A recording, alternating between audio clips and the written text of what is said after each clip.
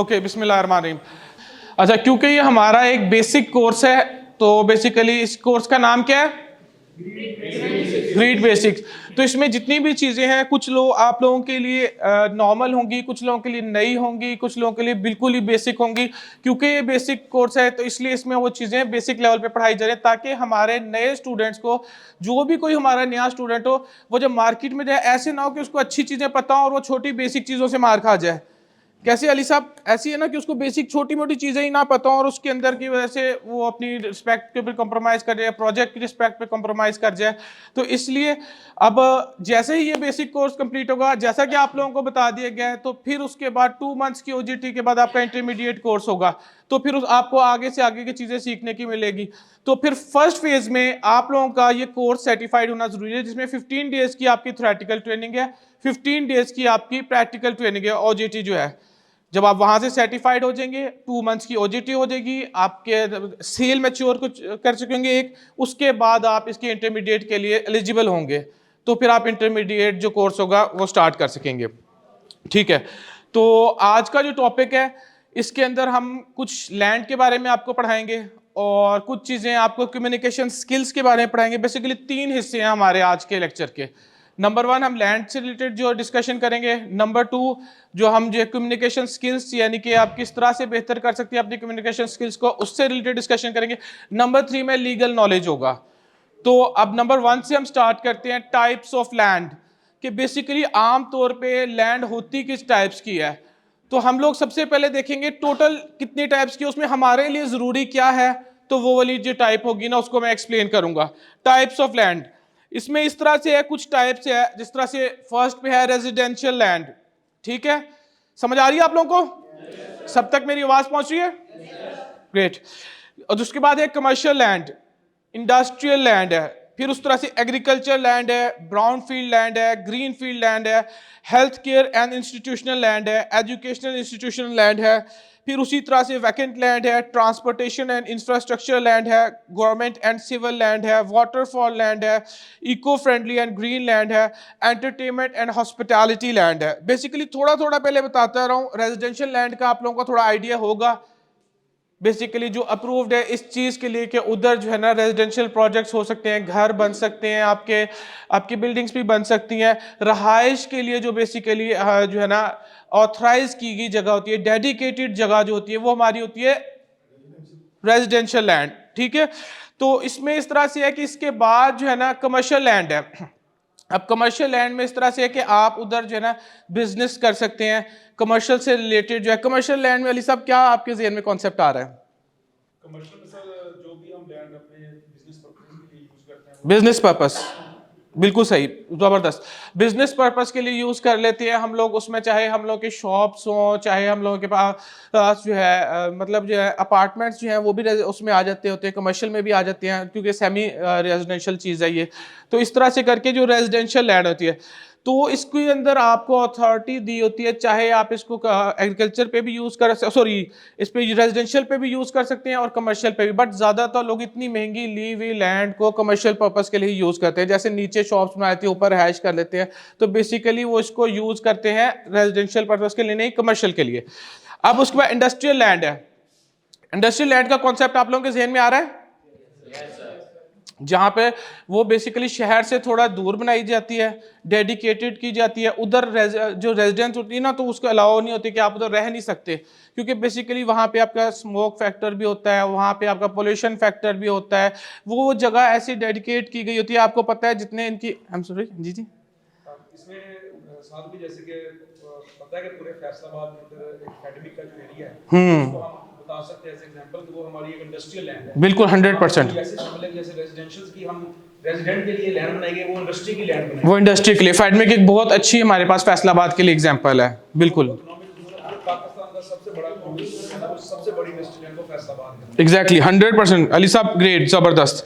तो फिर उसके लिए आपके पास सारी इंडस्ट्री एक जगह पे कर दी जाती है, चाहे उसका वेस्ट हो जाए, चाहे उसका पोल्यूशन हो जाए, उससे इंसानों को थोड़ा दूर किया, क्योंकि ये भी हर हद तक ज़रूरी है एम्प्लॉयमेंट क्रिएट करने के लिए और मार्केट की को फुलफिल करने के लिए रिक्वायरमेंट्स को। तो इसलिए जो है ना ये लैंड को सेग्रीगेट कर दिया जाता है, डेडिकेट कर दिया जाता है सेपरेट। इसी तरह से एग्रीकल्चर लैंड है, तो एग्रीकल्चर लैंड के अंदर बेसिकली जो है ना एज पर लॉ हम उसको ये नहीं कर सकते कि उस पर हम अपनी रिहायशी काम शुरू कर दें, हम उसके ऊपर प्रोजेक्ट्स बनाने शुरू कर दें, इंडस्ट्रियल काम पे यूज़ कर सकें, या फिर हम उसको यूज़ कर सकें रहाइश के लिए, या हम उसको यूज़ कर सकें कमर्शियल पर्पस के लिए। बेसिकली वो एग्रीकल्चर के लिए, क्रॉप्स के लिए, काश्तकारी के लिए ही है और इसलिए ही यूज़ हो सकती है। क्योंकि जो है ना अब हमारे पास जो पहले बहुत सारी एग्रीकल्चर लैंड थी, पाकिस्तान 70% एग्रीकल्चर पे बेस करता है, तो फिर अब लोगों ने जब इसके अंदर ही प्रॉफिट देखा रेजिडेंशियल लैंड में, उसको काट काट के साथ ही करना शुरू, तो तब लॉज एक्टिव हुए, तब ब्राउन एरिया और ग्रीन एरिया का कॉन्सेप्ट आया, तब ये चीज़ बताई गई कि जिस जगह को डेडिकेट कर दिया है एग्रीकल्चर के लिए, उधर आप जो मर्जी हो जाए एग्रीकल्चर ही कर सकते हैं, क्योंकि उधर के टैक्सेस और उसकी सारी चीज़ें उसके हिसाब से हैं। उसका लैंड का रेट जो गवर्नमेंट डिसाइड करती है वो एग्रीकल्चर के हिसाब से है। तो इसलिए वहाँ पे किसी भी किस्म की कमर्शियल एक्टिविटी या रेजिडेंशियल जो है, कुछ लोग छोटा मोटा जो डेरा बनाते हैं वो एक अलग चीज़ है, मगर उसको प्रॉपरली रेजिडेंशियल पर्पस के लिए यूज़ करना अलाउ नहीं है। That's great. इसी तरह से ये जो है बाकी जो है ना चीज़ें जो है मैं आपको डिटेल में हमारे लिए इतनी ज़रूरी नहीं है। Basically brown area green area का कॉन्सेप्ट आपको पता होना चाहिए। ब्राउन एरिया का कॉन्सेप्ट ये कि जहाँ पे ऑथराइज है हमारे लिए किसी भी किस्म के रेजिडेंशियल प्रोजेक्ट करना, या फिर रहाइश की जगह को बनाना, या फिर रहाइश रख सकना, तो वो ब्राउन एरिया में। जो ग्रीन एरिया है उसमें आपके एग्रीकल्चर पर्पस के लिए, उसमें आप कभी भी उसको मतलब किसी कॉलोनी को काटने के लिए, इन चीज़ों के लिए यूज़ नहीं कर सकते। किस तरह अली साहब ऐसी? Thank you. अब हेल्थ केयर इंस्टीट्यूशनल लैंड है, इसमें इस तरह से है कि बेसिकली कुछ जगह को जो है ना गवर्नमेंट पॉइंट ऑफ व्यू से ना डेडिकेट कर दिया जाता है कि वो जगह पे अगर जो है ना कोई हॉस्पिटल ही बन सकता है, कोई हेल्थ केयर एक्टिविटी ही हो सकती है उधर, तो इस तरह उस जगह के ऊपर भी आप ना कोई रेजिडेंशियल काम कर सकते हैं, ना कोई आप उसके बाद अगर वो जगह खाली भी है ना, तो फ्यूचर प्लान में होगी गवर्नमेंट के इधर हॉस्पिटल ही बनेगा या फिर हेल्थ केयर के तौर पर ही इसको यूज़ किया जाएगा। तो फिर इसलिए उस लैंड को डेडिकेट कर दिया जाता है हेल्थ केयर के लिए, और उस पर किसी किस्म का और काम नहीं हो सकता, जिसके आपके एग्जांपल्स गवर्नमेंट हॉस्पिटल्स हैं, और इस तरह से करके जो रिसर्च हॉस्पिटल्स गवर्नमेंट बेस होते हैं वो चीज़ें हैं। और इसके बाद एजुकेशनल इंस्टीट्यूट लैंड, इसकी एग्जांपल अगर कोई देना चाहे।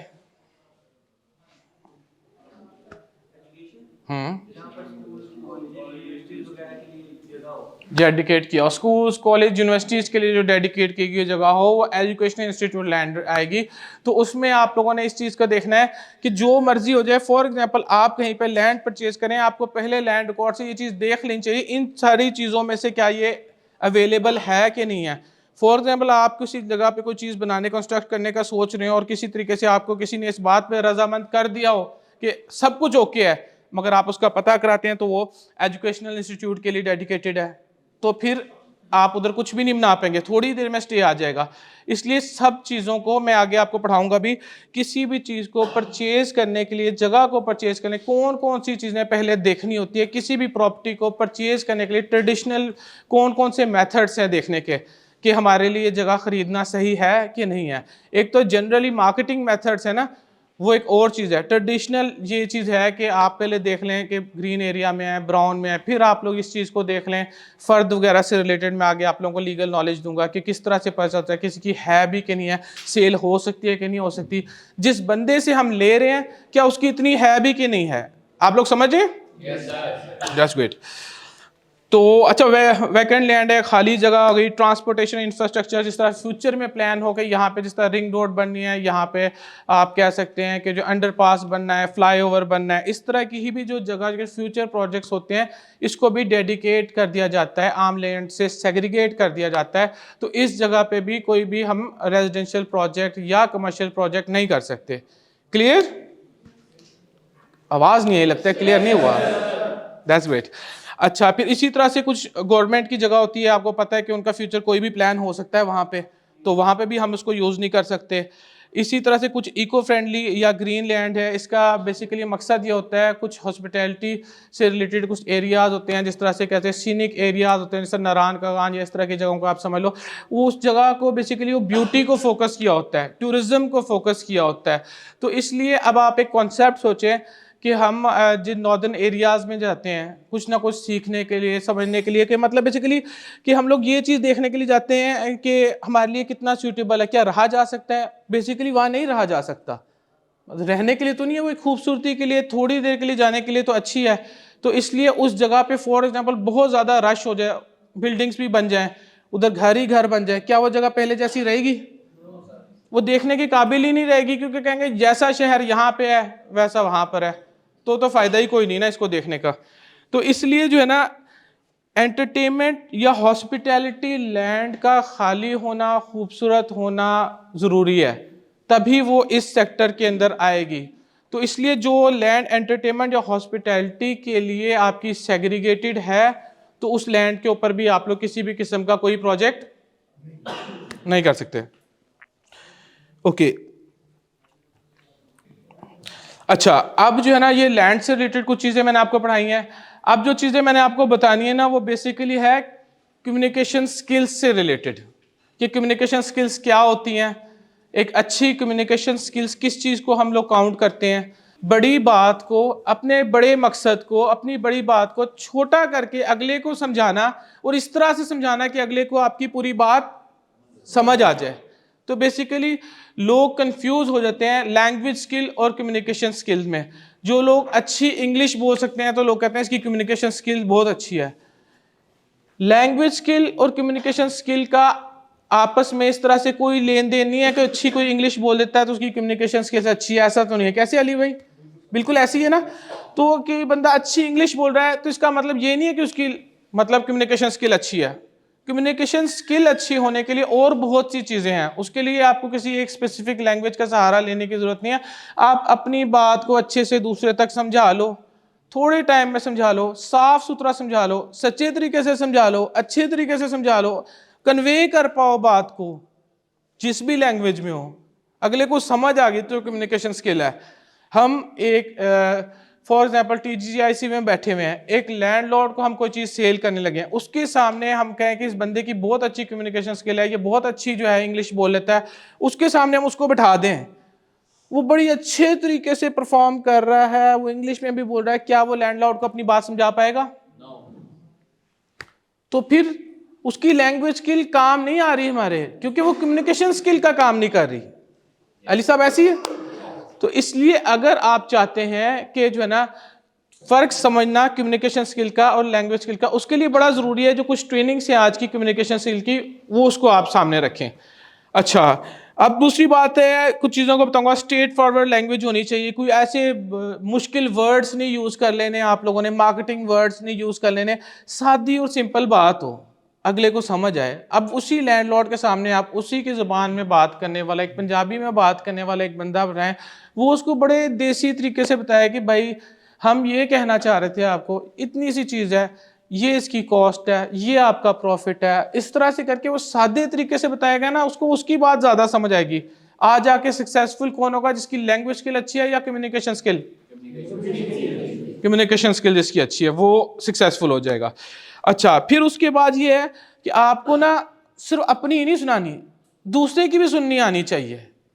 अगला बंदा जो बात कर रहा है ना, बेसिकली वो उसकी रिक्वायरमेंट है, वो पॉइंट्स है जो वो अगले के मुंह से सुनना चाह रहा है। तो कभी भी ऐसे नहीं हो कि आप अगले को अच्छे से सुने बगैर अपनी बात समझा दो, चाहे आपको जितना मर्जी अच्छा प्रोजेक्ट जो भी चीज़ पता है, आप पहले बहुत बेहतरीन तरीके से सुनो, उसको सुनने से आपको पता चल जाएगा उसके जहन में क्या चल रहा है।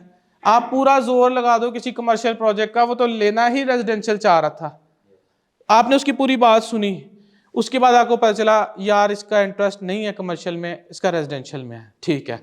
इसका इंटरेस्ट नहीं है कि फार्म हाउस में, ये मतलब बेसिकली घर के लिए देखना चाहता है। इसका इंटरेस्ट नहीं है कि इसको मैं कनाल का घर दिखाऊं, ये 3 मरले तक की कैपेसिटी रखता है। इसका इंटरेस्ट नहीं है इस चीज़ में कि वो किस्तों पे ले, वो तो कैश में ही देना चाह रहा है। इस तरह से करके अगले को पूरी बात को सुन के, उसकी रिक्वायरमेंट को पूरी तरह से जब आप सुनोगे, उसके अकॉर्डिंगली अपनी इंफॉर्मेशन को डिलीवर करोगे, तो आप कह सकते हो कि आपने अच्छा कम्युनिकेशन स्किल का साथ देते हुए आपने जो ना डिलीवर किया जो आप करना चाह रहे हो, ठीक है। अच्छा, फिर उसके बाद ये है आपका कॉन्फिडेंस इसमें मैटर करता है, आपकी बात की क्लियरिटी इसमें मैटर करती है, आपकी पोलाइट लैंग्वेज इसमें मैटर करती है। और उसके बाद कोई भी चीज़ को अगर आपने समझाना हो ना, बेहतर ये है किसी कागज़ का सहारा लो, किसी प्रेजेंटेशन का सहारा लो, क्योंकि आपके वर्ड्स एक हद तक आपको सपोर्ट कर सकते हैं। उसके बाद आपकी लिखी हुई बात सपोर्ट करती है, वो आपकी लिखी हुई बात लेके जाएगा, वो आपकी प्रेजेंटेशन की पिक्चर ले लेगा, वो आपसे प्रेजेंटेशन मंगवा लेगा। यहाँ तक कि यहाँ पे हमारी मीडिया टीम का एक बहुत मेजर रोल होता है, जो कि कल शायद उन्होंने इसको डिलीवर करने की भी कोशिश की है, कि आप किसी बंदे को कोई बात डिलीवर करते हो, समझाते हो, आपके पास एक ही तीर है, एक ही मौका है, आपने बताना है, आपने अच्छे तरीके से उसको बता दिया, जो आता था बता दिया, ठीक है। उसके बाद होगा ये कि आप चाहते हो वो बंदा जो है ना पहले रिसर्च करेगा, आमतौर पे ऐसी है ना, गूगल पर रिसर्च करेगा, वेबसाइट पर रिसर्च करेगा, इधर उधर लोगों से पूछेगा, आप उसको किसी सोशल मीडिया लिंक में टैग कर दो, वो डिटेल में, वो उसके बाद दोबारा आपकी बात पूरी नहीं सुनेगा, मगर वो लिंक आपका भेजा हुआ, अगर उसका इंटरेस्ट 10% भी डेवलप हो गया, वो पूरा देखेगा। किसी आपने सोशल मीडिया पेज उसको लिंक दे दिया, किसी वीडियो का लिंक दे दिया, कोई वीडियो भेजी, तो इधर हमारे मीडिया का रोल है, हमारी सोशल मीडिया टीम का रोल है। तो इस तरह से करके वो आपको सपोर्ट करेगा। जो कल आपका लेक्चर था जिसमें आपने सीखा कि मीडिया की मदद से हम कैसे अपनी सेल मैच्योर कर सकते हैं, ठीक है, समझ आई थी आप लोगों को? तो सिग्निफिकेंस ऑफ मीडिया डिपार्टमेंट समझ आया आपको? That's great. तो अब इसी तरह से करके जो है ना आपने ये चीज़ें कुछ देखनी है। अब आई कांटेक्ट का आपको बताया मैंने, कॉन्फिडेंस का आपको बताया, फेशियल एक्सप्रेशंस का बताया। अब आप पूरी तरह से किसी को कोई बात समझा रहे हो, आप जो है बड़ा स्ट्रेसफुल होके, स्लो होके, ऐसे नीचे आई कांटेक्ट नहीं कर रहे हो, नीचे होके के फेस एक्सप्रेशन नहीं है, तो आप जितना मर्जी सही समझा रहे हो ना, इसका मतलब है ये लगेगा उसको कि कुछ डाउट है, कुछ गलत है, वो इंप्रेशन नहीं पड़ेगा। जिस चीज में अगर आप स्लाइड डाउट में भी हो ना, और वो चीज भी आप फुल कॉन्फिडेंस के साथ, फुल एनर्जी के साथ, हैप्पी एटीट्यूड के साथ, स्माइल के साथ अगर आप किसी को समझाओगे ना, तो वो 100% यकीन करेगा ये सही है। इसका मतलब ये नहीं कि आप कोई गलत इंफॉर्मेशन दो, इसका मतलब ये अगर लिमिटेड इंफॉर्मेशन भी है ना, तो उसको इस तरह से डिलीवर करो कि आपको अगले बंदे को सेटिस्फाई करने में और अगले बंदे को अपने आप को सेटिस्फाई करने में आसानी हो कि हाँ मुझे बात पूरी समझ आ गई। समझ आ रही है आप लोगों को सबको? That's great. अच्छा, अब दूसरी चीज ये है कि जो है ना, मैं आज ना बेसिकली अपने जो तरीकेकार से ना कुछ तेज चल रहा हूँ। उसकी रीज़न ये थी कि मुझे फीडबैक मिला था कि हम लोग कुछ लेट हो जाते हैं, तो स्पेशली फीमेल्स की तरफ से, तो इसको कुछ जल्दी जो है कंप्लीट कर दिया जाए। तो उसके लिए मैं कोशिश कर रहा हूँ कि जो है ना कुछ स्पीड तेज़ रखूँ, मगर उसका फ़ायदा ज़्यादा भी नहीं होगा। अगर ज़्यादा भी स्पीड तेज़ रखें, आप तक बात समझ ही नहीं आए, तो फिर तो टाइम ज़ाया है ना। इसलिए जो टाइम रिक्वायर्ड है वो लगेगा, जितना मैक्सिमम हो सका मैं उसमें कोशिश करूंगा। ठीक है, एग्री? आप लोगों को मेरी बात समझ आ रही है? अगर आप चाहते हैं इसको मैं जरा स्पीड से बताऊं तब भी बता दें, अगर आपको लगता है ये ओके है तो मैं इसको ऐसे कंटिन्यू करता हूं। Okay, thank you. अच्छा, अब कम्युनिकेशन स्किल से रिलेटेड मैं आप लोगों को कुछ मोस्ट इंपॉर्टेंट चीजें बताऊंगा, कुछ मोस्ट इंपॉर्टेंट, कि अच्छी कम्युनिकेशन स्किल मतलब 7 बेसिक सीज पे डिपेंड करती है।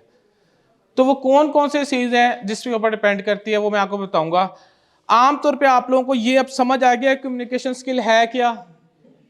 अपनी बड़ी बात को सही तरीके से, आसान तरीके से, छोटा करके, क्लियर करके, सच करके, ऐसे, और फैक्ट्स के बेस पे। क्लियर है? समझ आ रही है? अब हमारे इस फील्ड में, सेल्स की फील्ड में, आप लोग जो कुछ लोग पुराने हैं वो इस बात को समझते हैं कि इस हमारी जो स्किल है ना, कम्युनिकेशन स्किल, इसमें हमें बहुत स्ट्रांग होना चाहिए, क्योंकि हर वक्त हर जगह पे हमारा रेफरेंस नहीं होता, हर वक्त हर जगह पे हर बंदा हमारी खुल के ज़्यादा देर टाइम दे के बात नहीं सुन सकता। बाज़ औक़ात हमारे पास एक छोटा सा मौका होता है और एक थोड़ा सा मुख्तसर सा टाइम होता है और एक ही तीर होता है, ठीक है ना। तो फिर उस छोटे से टाइम में आपने सिलेक्शन ऑफ वर्ड्स करना है, उसके इंटरेस्ट को, उसकी साइकी को और उसकी ज़रूरत को, सेकंड पर्सन की, जिसको आप कस्टमर या क्लाइंट की नज़र से देख रहे हैं, तो उसको आपने अपनी बात थोड़े से टाइम में पहुंचानी है, मगर मुकम्मल हो, अच्छे तरीके से समझ आए, एक सवालिया निशान उसके दिमाग में छोड़ जाए। Yes please sir. इसकी प्रैक्टिकल जो एग्जांपल है कम्युनिकेशन स्किल्स, वो बिल्कुल अभी आप मैं सामने देख रहा हूँ, the way you talk, the way you behave, eye contact sir जो हम डिस्क्राइब कर रहे हैं, बिल्कुल सर, वो प्रैक्टिकली हम देख भी रहे हैं कि भाई जिस तरीके से डिलीवर कर रहे हैं, this is called communication skill. Thank you जज़ाकल्लाह। अब इसको हमने अपनी हर चीज़ को, हर ट्रेनिंग को रिलेट करना है कि अपना जो हमारी रियल स्टेट सेल्स की या रियल स्टेट बिजनेस की ट्रेनिंग है, तो मैं अपनी उसी एग्जांपल को कंटिन्यू करूँगा। कल याद आ गया, कल भाई कहते यार मैं इतना बोला मुझे पानी ही नहीं किसी ने पूछा, उमैर साहब को यार पानी दे दिया करो। अच्छा, तो इसमें मैं रिलेट करूँगा, थोड़ा सा वक्त है, छोटी सी जगह है, बड़ा अच्छा ज़बरदस्त क्लाइंट है, थोड़ा सा टाइम है, कोई ऐसा सवाल या निशान उसके ज़हन में छोड़ दिया कि वो आगे से सवाल खुद पूछे, जितना पूछे जवाब दो उतना, जितना पूछे उतना जवाब दो, एक्यूरेट दो, ऐसा दो कि अगला सवाल उसके ज़हन में खुद क्रिएट होता रहे, उसका इंटरेस्ट डेवलप होता रहे, उसको ये लगे कि ये इंफॉर्मेशन जो बंदा मुझे दे रहा है ये उससे ज़्यादा मेरे लिए ज़रूरी है, ये मेरे लिए कैसे फ़ायदेमंद है। तो इसलिए हमेशा कोई भी चीज़ को पिच करना तो अगले का फ़ायदा सोच के करना, ना सिर्फ अपना। तो ये कॉन्सेप्ट अपने ज़हन से जो नए बच्चे हैं उन्हें कहता हूँ निकालना कि ये हम बहुत बड़ी गलती करते हैं, किसी के जिसे कहते हैं ना मतलब अपनी मुर्गी के लिए किसी का बकरा हलाल करना जिसे कहते हैं। एक चीज़ है उस बंदे के लिए वो फ़ायदेमंद ही नहीं है, उसके लिए है ही कोई नहीं। एग्जाम्पल मैं एक छोटी सी अपने एग्जाम्पल दे रहा हूँ। एक बंदा जिसका फूड का बिजनेस है, आप जानते हो कि उसको हम फूड कोर्ट के अंदर कहीं ना कहीं फैसिलिटेट करेंगे तो वो ग्रो करेगा। अब हम उसको जो है ना ग्राउंड फ्लोर पे या फिर हम उसको इस तरह की जगह पे गोल्ड ग्लोरी के अंदर कुछ ना कुछ ऐसी बिला वजह ज़बरदस्ती दे रहे हैं क्योंकि किसी बंदे ने हमें कहा हुआ यार ये वाली शॉप मेरी रीसेल में तेरी मेहरबानी निकलवा दे, ऐसी नहीं सर, तो फायदा नहीं है। आप अगले का पहला फायदा सोचो, आपका तो खुद होना ही होना है ना, वो तो अल्लाह की तरफ से आप किसी का वो चीज़ किसी के लिए पसंद करो जो अपने लिए भी अच्छी लगे, लॉयल्टी के साथ, बिल्कुल हॉनेस्टली के साथ आप जो है ना उसके साथ डील करो, आप उसके लिए जो बेहतरीन चीज़ उसको वो मशवरा दो, ठीक है ना। बेसिकली आप उसके साथ बिजनेस कंसल्टेंसी कर रहे हो ना, आप एज ए बिजनेस कंसल्टेंट ही वर्क कर रहे हो ना उसके साथ कि उस वो एक बिजनेस पॉइंट ऑफ व्यू से हो सकता है कोई चीज़ लेना चाह रहा हो, आप उसको तो आपके बिजनेस के लिए ये चीज़ बेहतर है, वो आपका एक अच्छा मशवरा आपके क्लाइंट को लॉन्ग टर्म आपके साथ लेके चलेगा। वो क्लाइंट नहीं रहेगा, उसका आपके साथ पर्सनल रेफरेंस हो जाएगा। पर्सनल रेफरेंस यहाँ तक ले जाओ कि आपकी कामयाबी तब है जब कोई भी आप जिसको क्लाइंट कह रहे हैं वो इस नज़र से देखे कि भूल जाए कि क्या प्रोजेक्ट है, वो भूल जाए कि कौन सी जगह है, वो भूल जाए कि एग्रीकल्चर या रेजिडेंशियल, वो आपको आपके नाम से जानता हो। मैं जा रहा हूँ जिसे कहते हैं ना ताहिर साहब के पास, कुछ इन्वेस्टमेंट करने का ज़हन है भाई, किधर करनी है पता नहीं, कितनी करनी है पता नहीं, किस चीज़ में करनी है पता नहीं, भाई वो बताएगा, इधर तक अपने आप को लेके जाओ। कैसे अली साहब, ये कामयाबी है कि आप सिर्फ रिकमेंडेशन खुद मांगे, ये तब होगा जब पिछली सच्चे तरीके से आप उसके साथ बहुत देर से चलते आ रहे हो, आपने उसको सच्ची इन्फॉर्मेशन दी, सही दी, डिलीवर हुआ, उसको प्रॉफिट हुआ, फिर हुआ, वो उसके बाद आपके साथ ऐसे चलेगा। वो सिर्फ पूछेगा यार जब कोई अच्छी ऑफर है मुझे खुद ही बता देना। अली साहब हैं, राना काशिफ भाई हैं, इस तरह के जो हमारे मेन लीडर्स हैं ना, वो इस जगह पे मकाम पे पहुंचे हुए हैं। बहुत से ऐसे क्लाइंट हैं उनको सिर्फ ये कहते होंगे यार कोई काम की चीज़ हो तो बता देना। अली साहब ऐसे ही है ना, वो तो नहीं ये कहते कि इस शॉप में ये खाली हो या वो हो, नहीं, उनको ये पता है इसने हमें कई बार फायदा लेके दिया है तो ये बताएगा हमें आगे क्या करना है। तो आपने इस सोच से यहाँ पहुंचना है। पहले आते सारी प्रॉफिट, इंसेंटिव, क्या मिलेगा, क्या बचेगा, इस तरफ को नहीं जाना। आपने सच्ची बात को डिलीवर करना है और वो आपको खुद ही कैश आउट होगी। ठीक है, back to the topic, communication skill. 7 C's है कम्युनिकेशन के। Number 1 clarity. आपकी बात में क्लियरिटी होनी चाहिए, एकदम साफ सुथरी, क्लियर, दूसरे तक पहुंच जाए, कोई ढकी चुकी बात नहीं, कोई छुपा हुआ पॉइंट नहीं, कोई ऐसी बात नहीं पॉइंट था उसकी जो रिक्वायरमेंट थी वही उसको भूल जाए कि यार मैं तो पूछी 2 चीज़ें थी, भाई अप्रूव है कि नहीं है, इसने जाके मुझे प्रेजेंटेशन जो है ना पेंट हाउस तक की सारी दे दी है। ऐसी है ना सर, जिसको हम ज़रूरत से ज़्यादा इंफॉर्मेशन देते हैं सर वो भी ख़राब हो जाता है। उससे ये फीलिंग आ रही होती है कि जैसे हम लालची हैं। ठीक है, आप लोग समझ रहे हैं मेरी बात को? ठीक, उससे ये फीलिंग आ रही थी हम लालच कर रहे हैं, हम एक चीज़ को जो है ना ज़बरदस्ती हासिल करना चाह रहे हैं अपने मफाद के लिए। इसलिए कंसाइज, मुख्तसर हो मगर मुकम्मल हो, ठीक है ना। फिर उसके बाद है कंसिडरेशन, ये है कि वो कंसिडरेबल भी हो, आप उसको जो बता रहे हो उसके लिए माना जाना, उसका होना मुमकिन भी तो हो ना, कि कंसिडर भी तो कोई कर सके उसको, कैसे ना हो कि वो कंसिडरेबल ही नहीं है। कॉन्क्रीट यानी कि इंफॉर्मेशन आपकी फैक्ट की बेस पे मजबूत हो, ऐसे ना हो कि आपकी जो इन्फॉर्मेशन है ना वो अधूरी हो, या आप खुद भी उसके बारे में मतलब जो है ना कंप्लीट ना जानते हो, या जो फैक्ट आप पेश कर रहे हो ना वो आपके आधे तो खुद के घड़े हुए हैं, ठीक है ना। जो पॉइंट आपके पास हो, चाहे आपको कोई रेफरेंस देना पड़े कि सर आप हमारा पम्फलेट मैंने आपको दिया है, ये जो बातें मैंने आपको कही है ना, ये हमारा जो मार्केटिंग मटेरियल मैं आपको दे रहा हूँ, आप इसमें भी इसको चेक कर सकते हैं, कोई बात अगर मैं आप तक ना पहुंचा सकूँ तो इसमें भी लिखी हुई है सारी चीज़ें, उससे डबल वेरिफिकेशन हो। या फिर आप कह सकते हैं कि सर इससे रिलेटेड और इन्फॉर्मेशन जो चीज़ है वो तो हमारी वेबसाइट सारी भरी पड़ी है, हिंट दे दिया ना उसको, तो फिर बात कंक्रीट हो गई। ये इन्फॉर्मेशन सर आप देखना चाहें तो सर टीएमबी के वेबसाइट पे देख लें, आपको वैसे ही मिल जाएगी, बात कंक्रीट हो गई, ठीक है ना। सर हमारा एफडीए अप्रूव्ड है, ऐसे करें एफडीए की वेबसाइट पे जाके ना आपने ये क्लिक करें यहाँ पर, वैसे मैं आपको स्क्रीनशॉट भी भेज देता हूँ, बात कंक्रीट हो गई, ठीक है।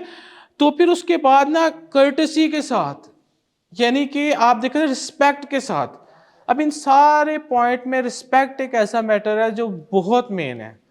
अब ये सारी चीज़ें ना, अब एक टाइम आता है, हर बंदे का एक वक्त आता है कि वो मेहनत करता है, अल्लाह उसको सिलाते हैं, आप एक बड़े अच्छे मकाम पे पहुंच जाते हो, फिर आपके सामने एक क्लाइंट आता है जो कि बिल्कुल ही कोई माइनर सी इन्फॉर्मेशन लेने आता है, और आप सोच लेते हो, और एक ऐसा होता भी है आमतौर पे, यार ऐसे करें ना, आप वो मैनेजर है मेरा, तो उसके बात करें, और वो मैनेजर कहते हैं आप ना मेरे असिस्टेंट मैनेजर जो है ना उसके पास चले जाए, लड़का बड़ा अच्छा है आपको समझा देगा। उसको पता है भाई हम तो डील करने वाले थे कि मतलब पूरी पूरी इतनी बड़ी जगह की, ये मेरे से बात कर रहा है कुछ 70 के स्क्वायर फीट की, तो आप इसके, तो इसलिए आपके लिए सब बराबर होना चाहिए। बेसिकली उसके पीछे कहा कितना छोटा है इस तरह से नहीं सोचिए आप कि वो चीज़ क्या ले रहा है, वो जिस प्रोजेक्ट का है वो प्रोजेक्ट कितना बड़ा है, वो जिस सोच से आपके पास है आपकी सोच कितनी बड़ी है, तो फर्क नहीं पड़ता वो क्या चीज ले रहा है, कितने की ले रहा है या कितनी ले रहा है, फर्क ये पड़ता है कि वो आपके पास अब आ गया ना, तो आप अपना कैलिबर शो करो कि आप उसको उस तरह ही रिस्पेक्ट दो जैसे उसने सारा ही मॉल उसने लेना है, या फॉर एग्जांपल कि उसने कुछ भी नहीं लेना हो मगर वो जिस चीज की इंफॉर्मेशन ले रहा है वो तो डिजर्व करती है ना कि वो पूरी तरह से उसको रिस्पेक्टफुल वे में दे, ग्रेविटी से हो। आपको इस बात पे फख्र होना चाहिए कि आप ग्रेविटी से, मतलब ग्रेविटी की रिस्पेक्ट आपके साथ जुड़ी हुई है, तो किसी क्लाइंट की आप डिसरिस्पेक्ट करोगे, जस्ट अ सेकंड, डिसरिस्पेक्ट करोगे तो इट मींस आप इनडायरेक्टली जिस कंपनी से बॉन्ड या अटैच्ड है आप उसकी भी डिसरिस्पेक्ट कर रहे हो। तो बेसिकली ये है कि जिस चीज़ को भी आपकी इन्फॉर्मेशन जो आप उस तक पहुंचा रहे हैं वो कंसिडरेबल हो, कि उसको कंसिडर भी किया सकता है, मानना भी जा सकता है, ऐसे ना हो कि वो कोई ऐसी इन्फॉर्मेशन आप उसको दे रहे हो जो कि मानने में ही नहीं आ रही, ठीक है ना। ऐसी बात उस तक जिसको वो कंसीडर कर सके, समझ सके, उसकी सोच के मुताबिक हो, और आप अपनी बात उस तक इस तरह से पहुंचाओ, ठीक है। ओके, नमाज में कितना टाइम है? अभी है, ठीक है। अब जो है ना मैंने आपको कम्युनिकेशन स्किल्स का टॉपिक जो है ना आज क्लियर किया है। सबसे पहला टॉपिक हमने क्या क्लियर किया है? Types of land. तो क्या आप लोगों को टाइप्स ऑफ लैंड समझ आया? Yes sir. That's great. अच्छा, फिर उसके बाद कम्युनिकेशन स्किल समझ आया? Yes sir. ठीक है। Different between communication skill and language skill समझ आया? Yes sir. उर्दू में ही समझ आया ना? अगर इसमें इंग्लिश में अगर आप तक नहीं पहुंच सक रहा तो फिर मैं उर्दू में इसलिए बता रहा हूँ ताकि अब इसकी जो बुक आपको मिलेगी ना तो वो दोनों लैंग्वेजेस में होगी, इंग्लिश में भी उर्दू में भी होगी, तो आप लोग उसको, ये बेसिकली ट्रेनर गाइड है, ट्रेनर के पढ़ाने के लिए, आपके पढ़ने के लिए आप लोगों को ट्रेनी गाइड मिलेगी, तो जिसमें आप लोगों की हर तरह की इंफॉर्मेशन क्लियर हो जाएगी। क्लियर है? अच्छा, अब एक चीज मैं आपसे पूछना चाहता हूं कि कल आप लोगों को कुछ मीडिया की लिंक्स भेजे थे, क्या आप लोगों ने ओपन करके देखे? आप में से कितने लोग हैं जिन्होंने ओपन करके अभी तक नहीं देखे? काइंडली आप लोग ना उन सारे लिंक को ओपन करके देखिएगा। अब थैंक यू, आपने ऑनेस्टली बताया। Yes please. हाँ, मैं उधर उस पर भी आ रहा हूँ प्लीज। अच्छा, जिन जिन लोगों के, चलो मैं 2-3 चीजें अब इसमें ऐड कर दूं अगले टॉपिक पे आने से पहले। जो जो लोग ग्रुप में ऐड नहीं है, ये सामने है HR ऑफिस, आप लोग डेफिनेटली आपका कहीं फॉर्म में कोई इनकम्प्लीट इन्फॉर्मेशन होगी, क्योंकि बगैर फॉर्म के तो इधर कोई बैठ नहीं सकता। अगर बैठ सकता है तो वो सेक ऑफ इन्फॉर्मेशन बैठ सकता है, तो फिर जो है ना मतलब वो हमारे स्टूडेंट या वो उसका पार्ट तो है नहीं जब तक कि उसने जो है ना अपनी सारे की सारी फॉर्मेलिटीज़ कंप्लीट नहीं की। कोई इनकम्प्लीट है तो कंप्लीट कर लें, फॉर्म में कुछ इनकम्प्लीट है तो कंप्लीट कर लें। अगर आप लोगों के नंबर जो है ना ऐड नहीं है ग्रुप में, तो HR ऑफिस में जाके आप अपने नंबर ऐड करवा लें, ताकि हमारी सारी इंफॉर्मेशन आप तक आ सके। मिस यही बात थी ना, और कोई चीज़ रह गई? यही थी ना, ठीक है। अच्छा, उसके बाद दूसरा ये है कि आपको इसमें किसी किस्म की कोई क्यूरीज हो, कुछ डिस्कस करना हो, तो आप प्लीज़ HR ऑफिस से सामने से पूछ सकते हैं। आपकी हर तरह की कंप्लेंट्स, क्यूरीज, फीडबैक को हम इंशाल्लाह कंसिडर करेंगे। उसके अलावा भी थर्सडे को 2 o'clock to 4 o'clock स्पेशली मैं इधर बैठा होता हूँ इस चीज़ के लिए, कंप्लेंट्स, क्यूरीज और फीडबैक्स को हैंडल करने के लिए। तो आप किसी भी किस्म की कोई राय देंगे वो हमारे लिए बहुत अहमियत रखती है, और हम इस पर इंशाल्लाह अमल करेंगे। हम इस चीज़ पे बिलीव करते हैं कि कंप्लेंट्स, क्यूरीज और फीडबैक हमें इम्प्रूवमेंट का मौका देती है, और हम हमेशा इम्प्रूव करते हैं। हम मुकम्मल नहीं हैं, आपकी राय हमें मुकम्मल बनाएगी। Thank you. अच्छा, अब इसके बाद दूसरी चीज़ ये कि आपने उन लिंक्स को ओपन करना है। आप सब ने जो ग्रेविटी का पेज है या बाकी हमारे यूट्यूब के लिंक है, उनको लाइक और सब्सक्राइब लाजमी करना है, ताकि हमारी इंफॉर्मेशन सारी आप लोगों तक आ सके। और ये हमारे स्टूडेंट्स के लिए तो वैसे ही कंपलसरी है कि वो हमारी वीडियोस को शेयर करें और उसको देखें और उसको समझें, ताकि आपके आने वाले टेस्ट में, हमने बनाई ही ज़्यादातर वीडियोस अपने स्टूडेंट्स के लिए हैं। आप देखोगे ना, उसमें अगर आप कॉन्सेप्ट समझोगे तो आपको पता चल जाएगा वो उसका मकसद ही बेसिकली ये है कि जो है ना उसमें हमने क्लाइंट या किसी को और जनरल पब्लिक को इतना फोकस नहीं किया। हमने फोकस ये किया जो हमें थोड़ा जानता हो और पूरी तरह से समझना चाहे, वो उसके अंदर इंफॉर्मेशन लेके कंप्लीट हो सकता है। Thank you. तो कल आप लोग सारे के सारे इस पे अमल करेंगे? सबके पेज लाइक होंगे, सब्सक्राइब होंगे? अब मैं बुला के पूछूंगा 4-4, 5-5 बंदे बुला के, जिसके नाम हुए ना फिर देखना।